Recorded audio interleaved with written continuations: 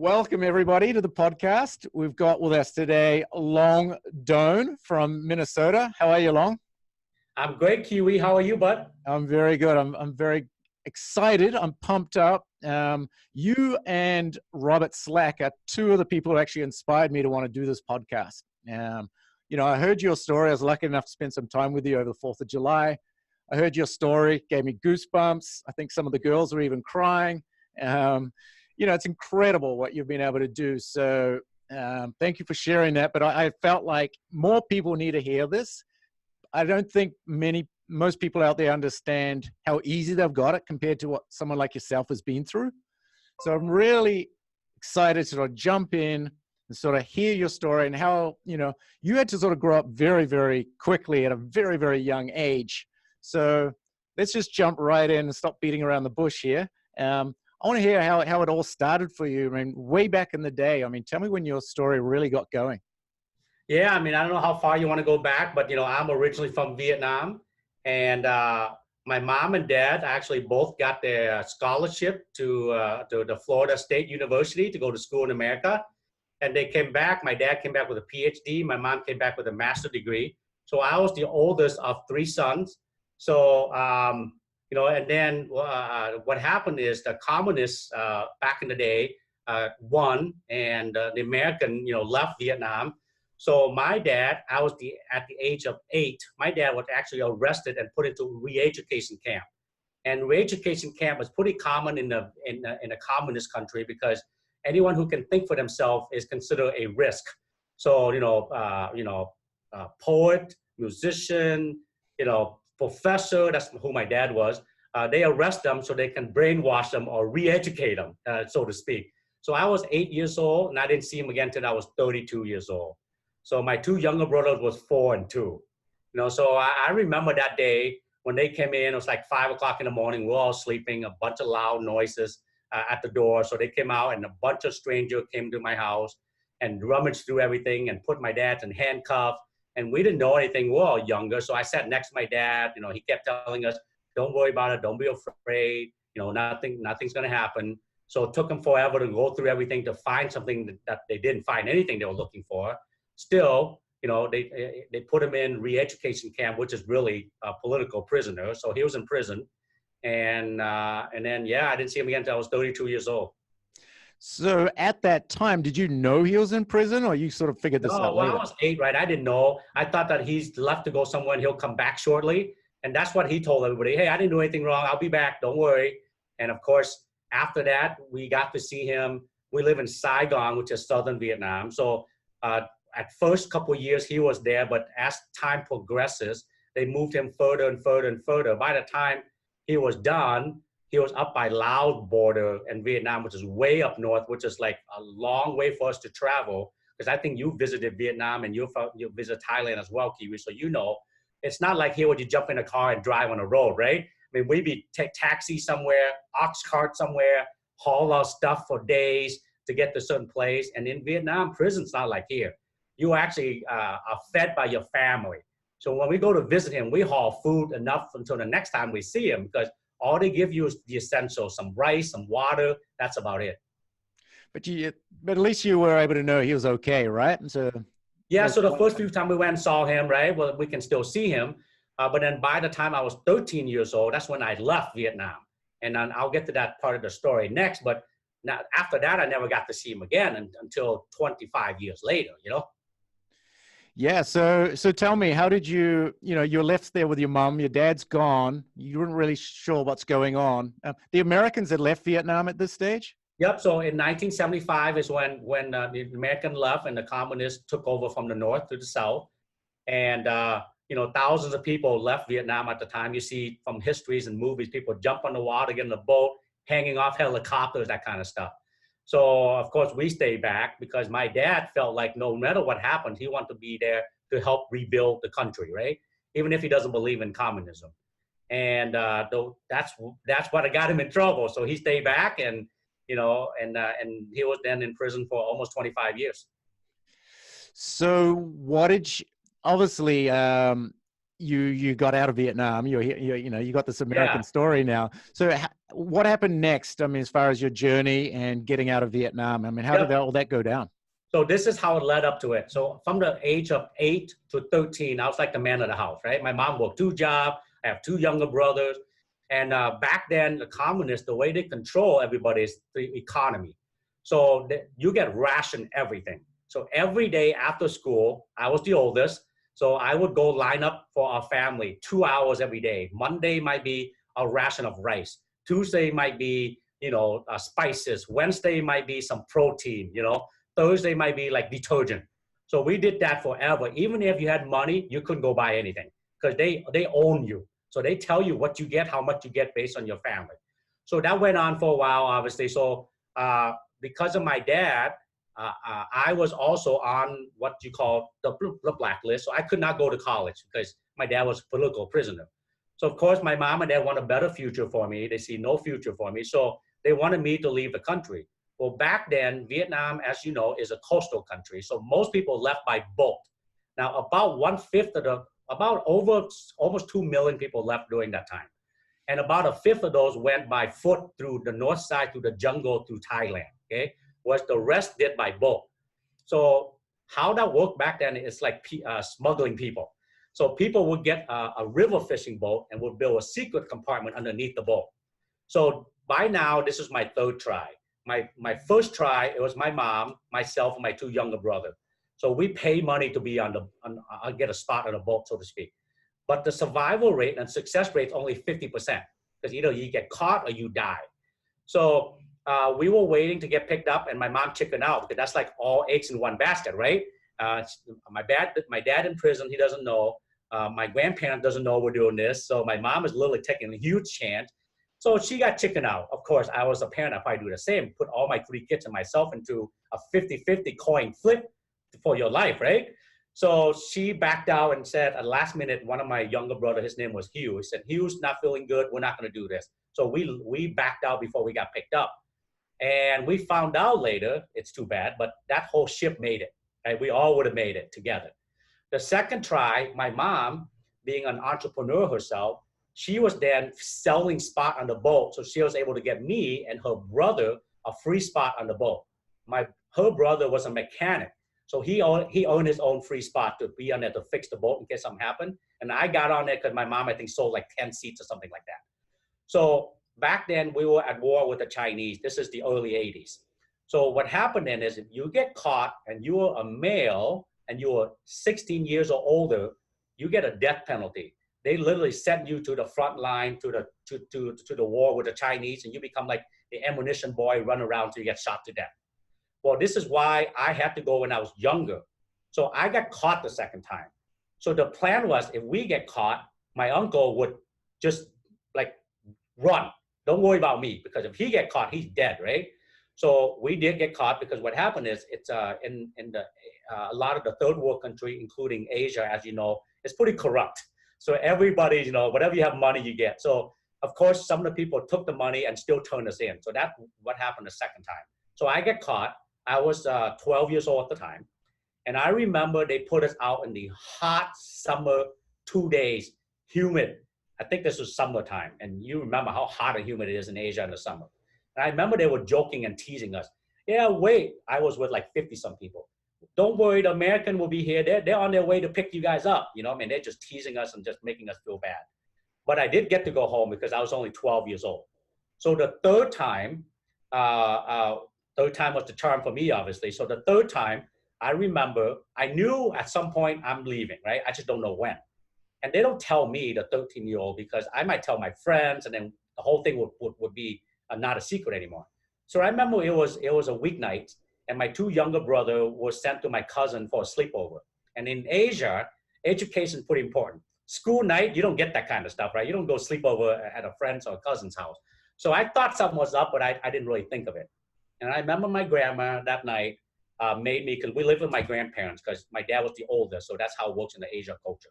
So we lived with our grandparents, and I remember my grandma made me my favorite meal, like barbecue pork, because back then protein was pretty scarce. To get meat, that's like a big event. And I remember not having to compete with my brothers, like, hey, eat as much as you can. And then at nighttime, they're like hanging around with me before I go to bed, which is for us, we don't show a lot of affection in the Asian culture. So I should have thought of it, but I didn't think anything of it. And then all of a sudden, about 3 o'clock that morning, I was woken up and my mom said, it's time to go. And I knew it was go time, right? So she put me on her back of her bicycle and she biked me like an hour to like a little bit outside the city. And I met with a stranger.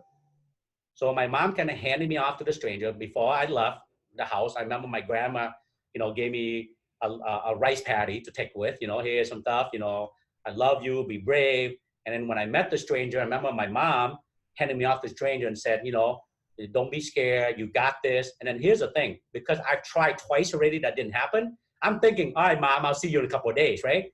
It didn't hit me at the time. Like, all right, Mom, yep, I'll see you. And then the stranger put me on his bike, but this was a motorbike, so it's a moped. So he rode out another hour outside the city. So I met at a smaller house. Because I live in Saigon, I've actually never seen rice paddies.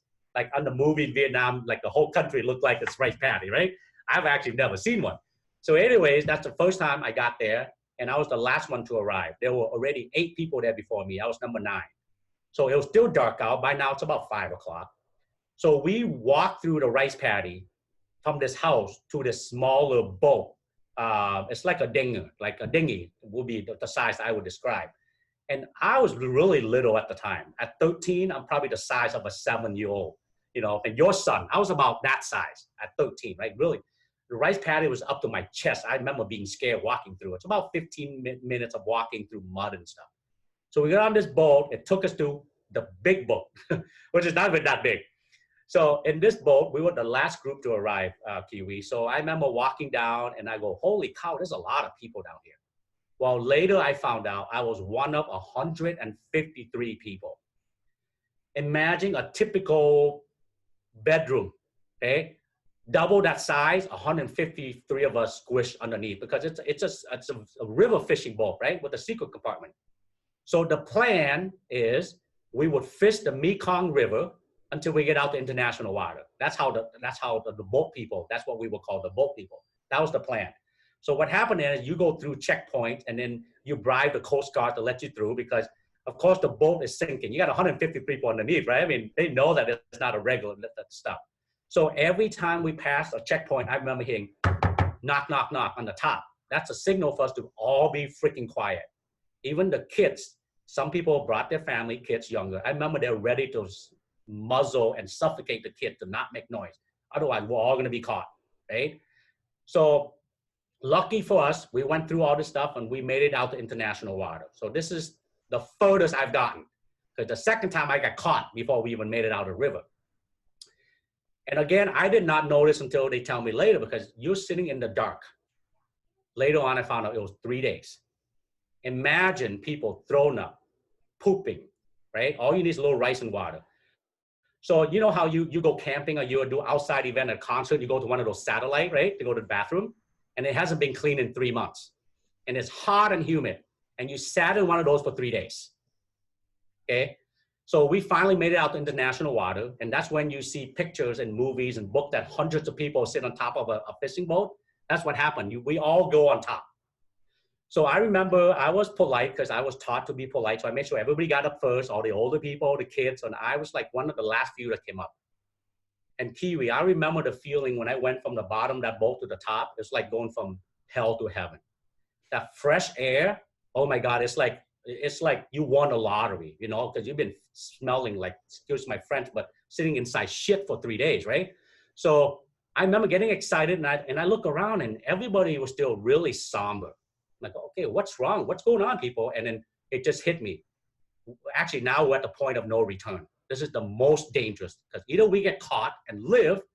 Now we get less than 50% survival rate because there's no land around us. So here's the plan back then. These are river fishing boats, not ocean fishing boats. So the plan is you float until someone picks you up or you die. Wow. Okay? So at the time, Red Cross has refugee camps set up all around Vietnam. You got Malaysia, Thailand, all this other stuff, Indonesia. So for us, we got lucky, but most of the people might run across. So this is in the early 80s when the economy was really bad. And a lot of surrounding fishermen, they turn pirates, like the Chinese, the Thai, the Japanese, whatever. Because they know that when we leave, our money is worth nothing. It's just the paper it's printed on. So people convert them to jewelries and gold. They take those with them. So they would find this defenseless fishing boat. They get on, rape all the women, take all the gold, and sink the boat. And sinking the boat was mercy killing. Otherwise, you just float until you die slowly, right? So lucky for us, we never ran across a pirate boat. But at 13, I did see floating bodies. So I imagine it was a recently sunken boat, okay? So I mean, that's pretty scary for me when I saw that. And I know everybody's pretty scared on the boat. So lucky for us, we had 1 day left of food, water, and gas. And we ran across a commercial ship that just happened to be passing by. So that's the plan. And our plan worked. Someone ran into us in this huge ocean. So they called into the nearest refugee camp. For me, it was Malaysia. So I remember seeing the big boat. We were all excited. Oh my God. And when I say big boat, this thing was like a cruise ship, right? And we're like this little tiny boat underneath. And we thought for sure they'd bring us up. And of course, it's marine rule or whatever. They don't know we have diseases, whatever. So they didn't bring us up. They just throw down food and water for us. And I remember I got to eat a really big red apple. I thought, oh my God, I can't wait to go to America. I mean, look at all this great big red apple that's so juicy, right? And we haven't eaten much in by now it was like 7, 8 days, okay? So they call in, we waited about a day, and then the refugee camp sent out a boat to tow us in. So by the time they tow us in, we go through the check-in process. They give you shots, make sure you don't have disease. They go through the check-in process, and you announce what country you want to go to. Well, my uncle, who's my brother's dad, lives in Minnesota. So I already knew that's what I'm supposed to do. So that's why I ended up in Minnesota, by the way. Otherwise, I wouldn't go to this very cold, snowy place. But that's where I ended up at. So I remember announcing it, and then they check us in. And where I ended up, Kiwi, the refugee camp at the time was considered to be Hell Island. That was the nickname. It was considered to be the most heavily populated place on earth. I was one of over 40,000 people in the size of a football field. Okay. Our houses, if you call it that, tents were made out of like plastic, like trash bags, right? And during my time there, because I was an orphan by myself, 13 with no family, I was considered an orphan. So I got priority. So I was only there for 8 months. There's people there who were there for 4 to 5 years, because what happened is you declare the country you want to go to. If you have family that sponsor you, expedite your process. Otherwise, you have to wait for like a nonprofit or church to sponsor you, right? And you can go to the US, France, Germany, Canada, whatever. So for me, it was only 8 months, I was very lucky. But during that 8 months, you remember the monsoon and the raining season, we had nowhere to go. So people get washed out. I remember 8 people died while I was there from rained out where flash flood happening. Okay, so that's pretty scary.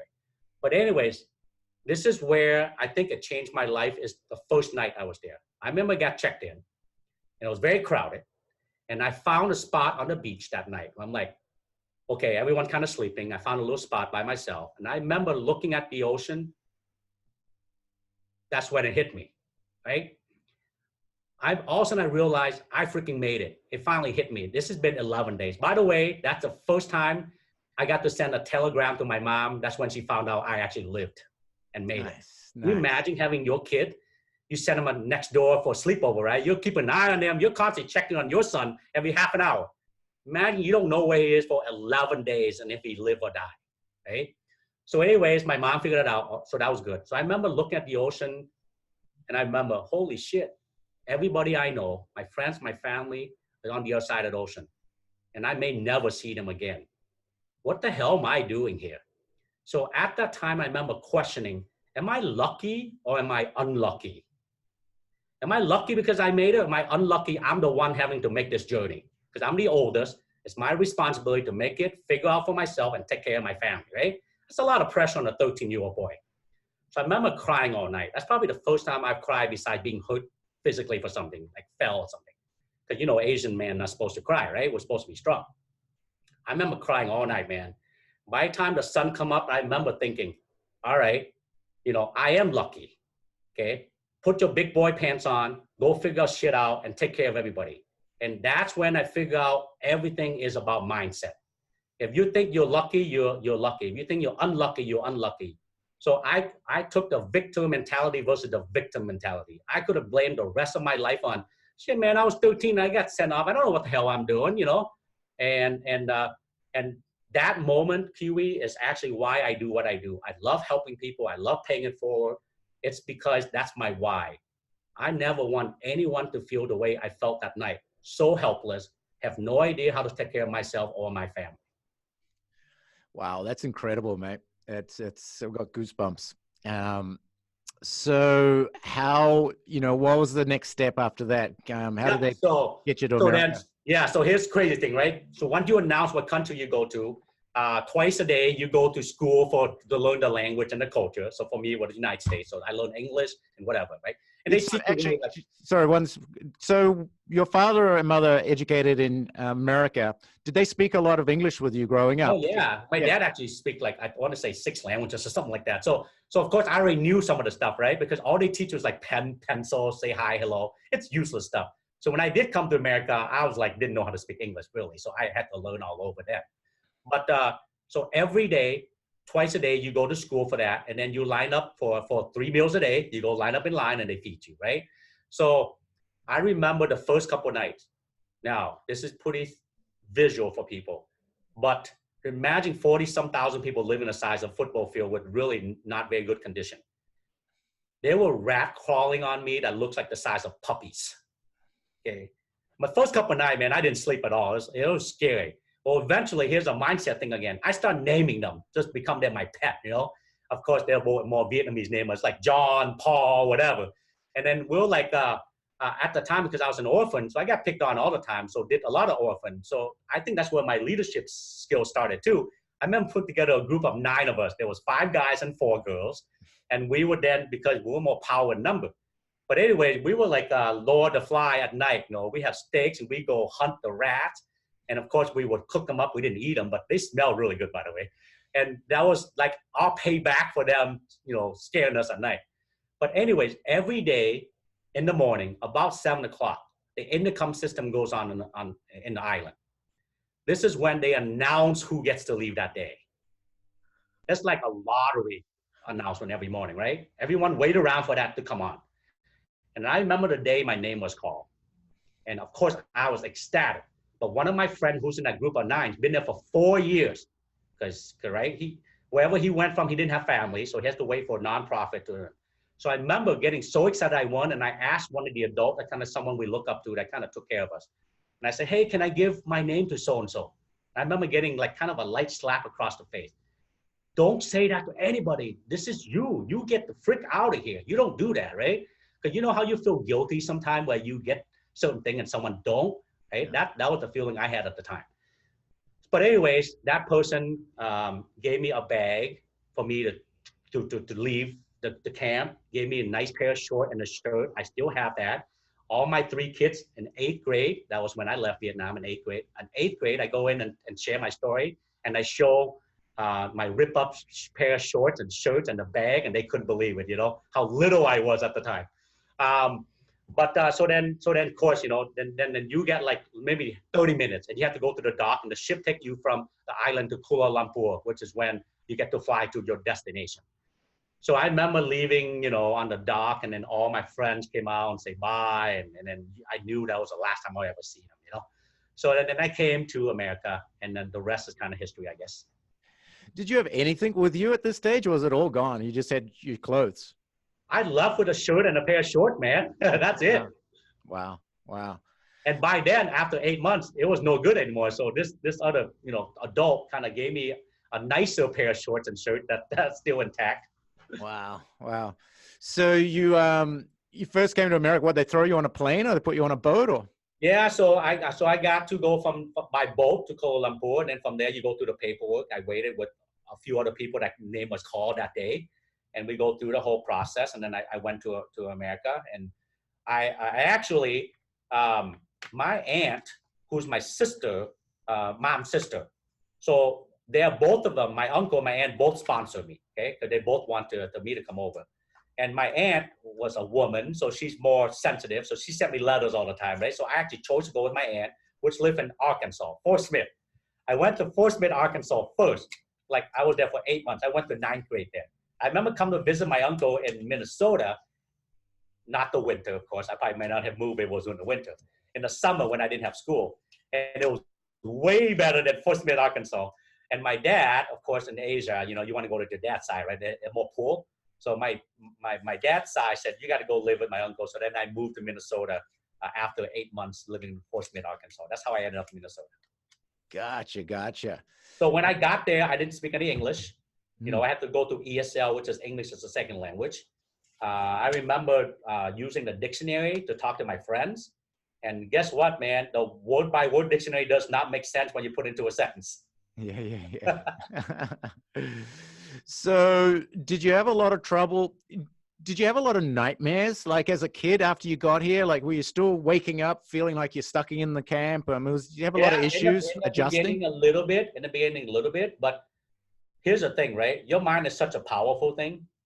If you allow it to happen, it will keep happening, right? So I think I tricked myself into changing my environment, you know?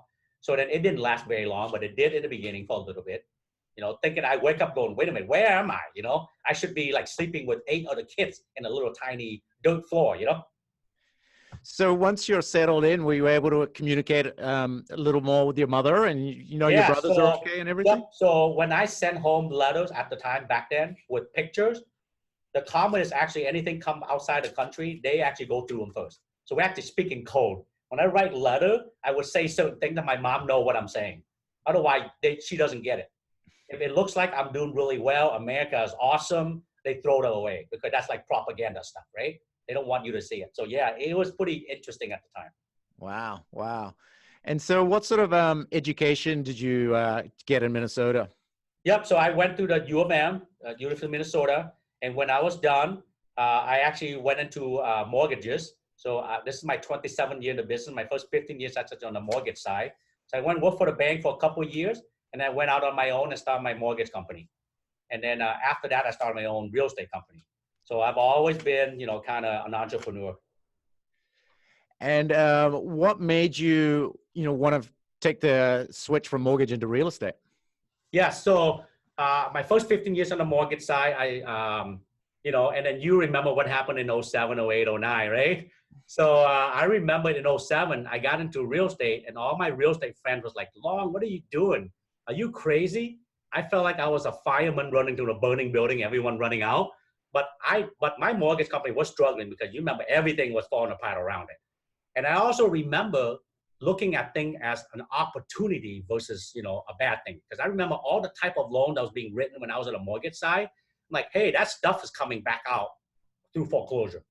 So I got in, I did all my research, my data. I know that we're in a people business. So the people business is all about building a relationship. So I researched and I told my wife at the time, my kids were younger. I said, hey, honey, I'll see you tomorrow. So every 3 weeks or so, I fly to Dallas from Minnesota. $104 round trip, nonstop flight, I remember. About an hour and a half, 2 hours. I get there about 10 o'clock in the morning, 2 coffee, lunch, couple coffee, happy hour, dinner, a cup of coffee. The next morning, I get home about midday.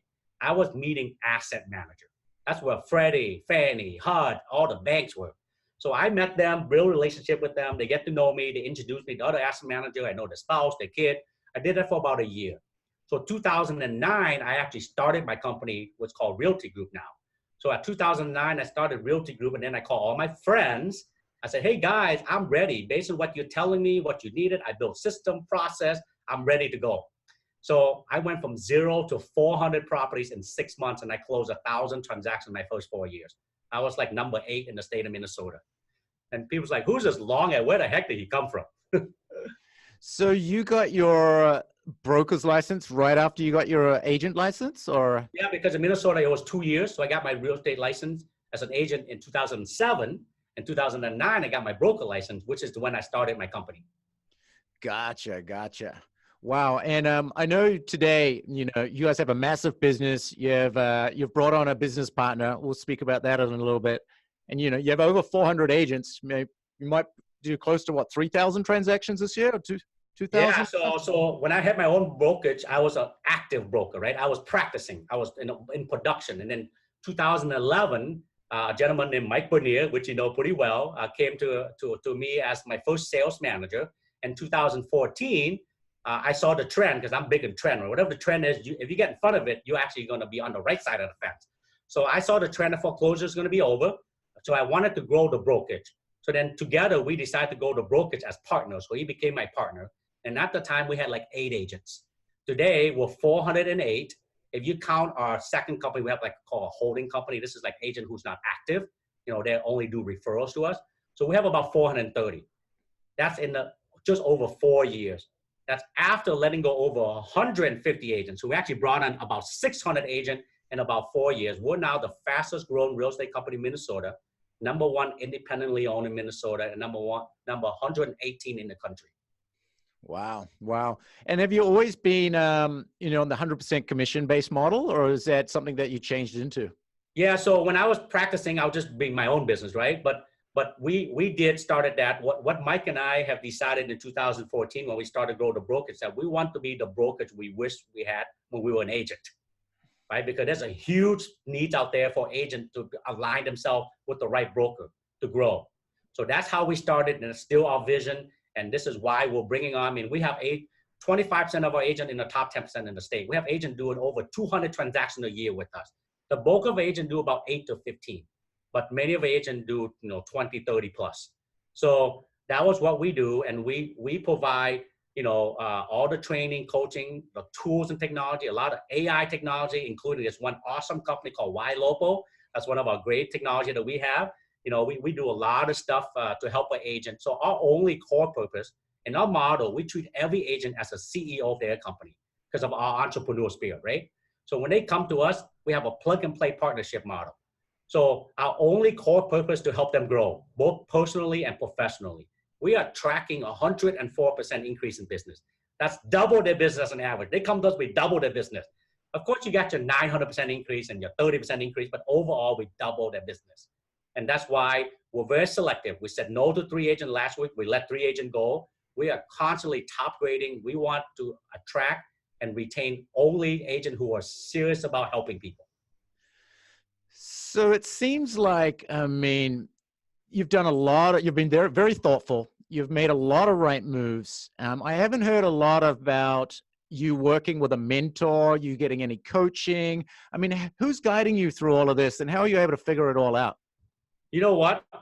One thing that I'm really big on is I believe that we can only grow. If you're not growing or learning, you're dying, right? So you got to constantly be changing. Because change in business and in life is a constant. It changes a constant. You're constantly always going to be changing. Because of that, there's so many, probably 100, if I want to name all my mentors and people who help me, including you, Kiwi. You gave me a lot of great ideas and advice when we talked. So, I mean, there's many, many out there, and I'm constantly surrounding myself with people that will help me grow. So yes, I have hundreds and hundreds of mentors and coaches. So I highly recommend anybody who goes into business, no matter what it is, get someone who's better than you at what you do so that they can help you coach. With that being said, there's always more than one coach that you should have, because every coach gives you something different, right? And also, there's nothing wrong with moving and growing and outgrowing your coaches and go to a different coach after a certain amount of time, because once they show you the stuff, you implement it, you're good. So you need to go learn something different. Gotcha, gotcha. If there's, you know, a piece of advice, you know, you could give yourself a few years ago, knowing what you know now, I mean, what's some of the biggest sort of mistakes you've made that you feel like, you know, others could learn from? So I'm telling you all my success, right? But I failed many, many times. And I learned that it's not win or lose, it's win or learn. So when you win, it's great. When you don't win, you're learning from it, so you win next time. So what I've learned is that everything is your belief system. Whatever your belief system is, your action and your words will come out of it. Because of that, if you control and change your belief system or your mindset, your life will change significantly. So if I have to tell people something, is that don't be afraid to fail, because every time you fail, you're actually learning how to succeed. So take chances. That's probably the biggest thing. I didn't take enough chances, even though I fail a lot. I probably could have taken more chances, but I would take chances, and then of course make educated, right, chances. But don't be afraid to take chances, because if you don't take the chance, you never get a shot at winning anyway. Has there ever been a stage where you feel like, oh shit, I may have screwed up here. I may lose all of this. Or do you really doubt yourself at any stage? Or, you know, a lot of people have dark patches. They have a lot of doubt. Do you ever have that? Or do you feel like because of everything you've been through earlier in life that it was never really that bad? Yes. So as human, it's human nature for us to be afraid of stuff, right? If we wouldn't, we walk across the car and let them hit us, right? So that's just what it is. But for people like me who've been through a lot of stuff, every time we fail, we overcome it. We feel like, okay, so what if I fail? I've overcome that last time. So I'm not as afraid, but yes, constantly every day I'm like, God, am I freaking lucky or what to have all this stuff, right? But tomorrow, something could happen to me where I would lose everything. And then I go, all right, if I lose everything, I start all over again because I've done it 3 times. So I think fear is natural. It's what you do with fear. I mean, this is kind of like the definition of heroes, right? Heroes, they are afraid of stuff too, but how they react to their fear make them hero. So in life, we all should look to our other heroes we know or be heroes ourselves. Is that it's okay to be afraid and to be fearful and to have doubts, but it's what you do with it make you, separate you from those who are not successful. So obviously your business has grown tremendously. You brought on Mike Bernier as a business partner. Leverage is such a big part of being able to grow a business. What have you done on the leverage side of things to really grow your business? What technology has really helped you guys out? And what sort of strategies have you employed to employ leverage to grow? So you don't have to be stuck doing it, so you're working on your business, not necessarily in your business. Yeah, so because that's why our motto is, right? We treat every agent as a CEO and we're here to help them grow their business. With that being said, leverage is the new hustle. Okay? I don't care if you're a billionaire or you're homeless. We all have the same amount of time, okay? The same amount of hours, minutes, seconds. But successful people have figured out how to use time versus spend time. So by leveraging technology and people and surround yourself with people who are better than you, smarter than you, that's how you're able to grow your business and 10x it. So for me, at the end of the day, first figure out your end goal. Whatever that is, might be 5-year plan, 10-year plan, 20-year plan. First, you got to know that before you can reverse engineer back what you need to do. If you don't know that, you're just running, blindly, right? So once you know that, every decision you make will go, is that going to heading me toward my goal? And that's how you decide it. That's how you know what technology you want to use, what people you want to use to leverage it. So for us, nowadays with all the technology out there, all the AI technology especially, if we're in a people business, so face-to-face, belly-to-belly will never change, but it will change the way we do business because technology will allow us to have more opportunities to get in front of people without losing that and protecting our database so someone's not upstreaming in our database. So you got to leverage whatever technology is available out there, like, YLocal, call action, whatever we have available here, and leverage that. And technology, one of those that you also have to, most people only use 10% of what it's capable of. So whatever tool that is, learn how to use it so you can maximize it, and then same with people. So every time you grow, this is going to sound kind of weird, but every time you grow, sometimes you take 1 step back to take 2 steps forward. Every growth you have has a J curve, okay? I don't care if you buy new leads or you invest in a new employee, it takes 30 to 60 to 90 days before you see return. So you have to understand and map out your business that it's on the downswing of the J curve before it goes back up on the other side. So those are all of the things that I've learned through all my failure and through all my projects I've been through. Do you have a coach yourself these days? Yes. So I have many people I go to. I coach in the Club Wealth system. So I coach with Coach Michael Hellickson. My mentors are like people who are very successful, like Howard Tager, Sam Karamian, Sharon. You name it, right? I go to you for stuff. So whatever I need, I go to the people who are really good in that field. So I probably have a half a dozen so-called coaches and mentors right now. And Kiwi, the other thing I learned to do more and more now is I hate reading. but I teach myself, I made myself read because that's where you learn, right? So you can go through internet too, whatever you do, but every day, my goal, Kiwi, is to be better than my version of yesterday. Okay, because I don't try to be better than somebody else. Because if you do, that's a formula to failure, because there's always someone better than you. So you're going to feel inadequate. There's always someone you're better than that. Then you're going to be take for granted you're good already. So if you try to be better than yourself every day, that's a formula I have. So every day before I go to bed, I think about my day. Did I learn something new today? If I did not, I read 15 minutes. So I always have a book right next to my bed that I will read 15 minutes if I did not learn something that day already. That's fantastic. I love that. So last question, I've learned that you're very good at studying trends and looking around the corner and seeing what's coming next. You've predicted, moving from mortgage in 2008 into real estate was a, beautiful move. I wish I had done it. I was at Countrywide back then. What do you see coming around the corner for us right now? And here we are in 2019. Yeah, so everything about history. I'm a history buff. I love history, right? So they always say, history always repeats itself. So when you track everything, including your business and your life, there's a thing called a lagging indicator and the leading indicator. So the lagging indicator is something already happened. The leading indicator is something that lead up to that. So what you need to do is watch for the leading indicator so you can predict the lagging indicator. So what I'm predicting today with all of in the real estate space, especially with all of the competition out there, Realtor.com, Zillow, now you got Amazon in that space. And again, you got all the new models out there, including ours, and you have all the tools and technology, and you have all the consumer behavior changing. And then even like the iBuyer program with open doors and offer pads and instant offer and commission compression is here, and it's going to stay. So because of that, in the next 18 months or 2 years, I predict that half the agent will be gone.